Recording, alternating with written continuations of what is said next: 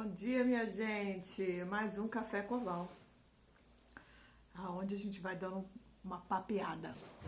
Deixa eu falar uma coisa pra vocês.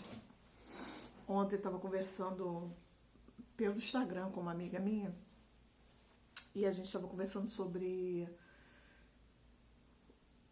Olha, entramos no assunto, começando com o padre Júlio Lancelotti e acabamos o assunto com certidão de nascimento pai desconhecido. Eu fiz uma postagem do padre Júlio Lancelotti, para quem não conhece, é um padre que trabalha com moradores de rua em São Paulo. E ela curtiu, disse que não é religiosa, mas que admira ele como ser humano. E eu completei dizendo que ele era um ser humano e tanto. E aí a gente cresceu o assunto. E acabamos nessa questão das crianças com certidão pai desconhecido. Eu expliquei para ela que em alguns anos atrás eu já via muito isso, sempre existiu, mas que eu não concordo com isso, não concordo com esse nome pai. Ninguém substitui o outro. Gente, uma coisa é você ter um pai ausente, você ter um pai falecido, você ter um casal de pais divorciados e que não convive bem com uma das partes, no caso o pai, né?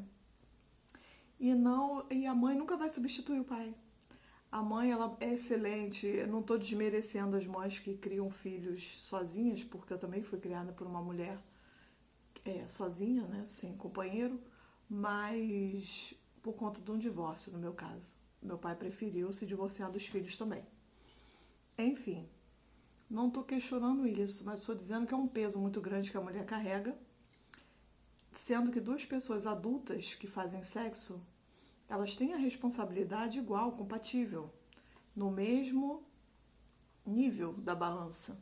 Então, quando a balança faz isso, isso quer dizer que um está abaixo, está sobrecarregado, e aquela criança que está no meio, ela nunca vai ser suprida pelo pai. Né? No caso, dando a opinião do pai, mas eu conheço pessoas também que é a mãe que foi embora. Então, podem colocar no âmbito que quiserem. E o que acontece? Se você tem o sexo feminino e o sexo masculino e tem um filho, as necessidades daquele filho é do pai, para com o pai e para com a mãe. O jeito de eu corrigir a minha filha nunca vai ser igual ao pai. A criança precisa de um tom de voz alto, ela precisa de um tom imperativo do pai, ela precisa do pai que coloca para o mundo, ele que empurra para a vida, a mãe é aquela que acolhe, que tem aquela compaixão. Então é natural, né, da natureza humana isso. Além de tudo isso, aquela coisa assim na certidão de nascimento, pai desconhecido, gente, a pessoa não dormiu com o fantasma. Ela sabe quem é o pai daquela criança. E isso acarreta problemas para uma vida. Existem pessoas, crianças, no primeiro ano de idade de escola, com 6, 7 anos, a gente faz um trabalho sobre quem são os pais, quem são seus avós, o reconhecimento da sua vida. Aí você usa a certidão de nascimento. Aí o nome aqui é seu pai, é o nome do seu pai, é o nome de sua mãe, e o pai está lá desconhecido. Já é um constrangimento, né? Independente, não estou falando dos casais que são homossexuais, que também um faz o papel da mãe, outro faz o papel do pai, ou que os dois se colocam como tal funcionalidade, né? Nós temos duas mães, beleza. Mas eu hoje especificamente quero falar sobre essa questão de não ter, de não saber sua referência, de não saber de onde você veio. É constrangedor, é pesado. Eu acho que a pessoa dá muita moleza para o outro lado, porque se você se prontificou a ter uma relação sexual com a outra sabia da responsabilidade também, né? Então, acho que fica muito mole. Eu, como mulher, tenho um filho com uma pessoa. Tudo bem, que ela não queria ser pai, eu também não queria ser mãe, mas aconteceu, eu tô grávida, e aí só eu pago o preço, entendeu? Acho assim, tem esse lado crítico da minha parte.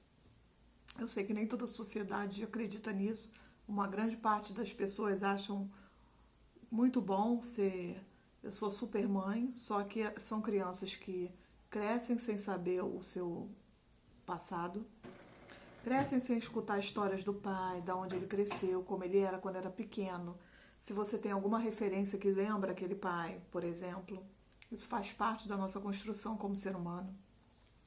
Além de tudo isso, a criança começa, quando ela cresce, ela carrega isso.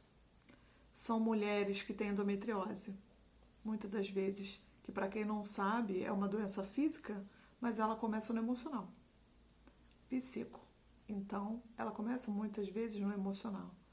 Às vezes, aquela ausência do pai que ela não tratou, que ela não se resolveu, que ela não sabe o porquê que aquele homem não assumiu, não sabe que tipo de relacionamento aquela mulher, sua mãe, tinha para com aquele homem, em que circunstância ela foi gerada, por que que aquilo não foi resolvido. São muitas questões emocionais. Nós temos que entender que nós, como seres humanos, somos muito mais emoção do que razão, do que um corpo.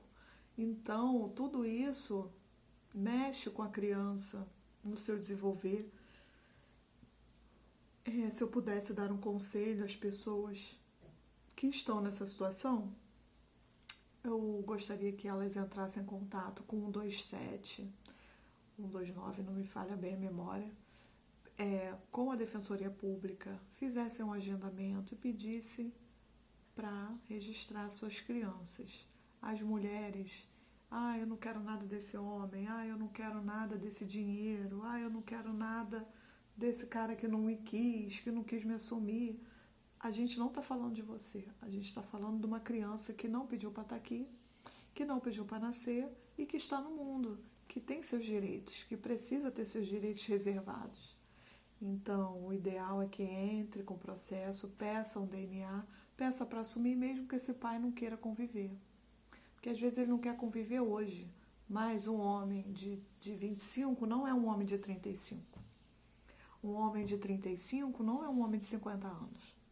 Seus valores são diferentes, suas idealizações são diferentes, todo mundo tem o direito de amadurecer. E quem sabe essa criança tem algumas perguntas a fazer a esse homem, por exemplo. Tá tirando a oportunidade daquela pessoa crescer e perguntar, vem cá, mas quando você estava lá com minha mãe era o quê? Era uma coisa sem compromisso? Você não pensou, na hora? O que se passou pela tua cabeça? Você teve medo? Porque o que te levou a não me assumir, a não manter esse compromisso de vida, Porque a gente pode ter pais que vão assumir, ter pais que só vão pagar a pensão e ter pais que não vão assumir nada mesmo. Mas quando a pessoa pelo menos pegar seus documentos, ela não vai se sentir tão mal de ver aquilo lá, pai desconhecido. Ela tem aquele nome, ela tem o nome dos avós. Se ela tiver uma doença hereditária que ela precise procurar, ela sabe caçar pelo menos o nome. Tem pessoas que não sabem o nome do pai.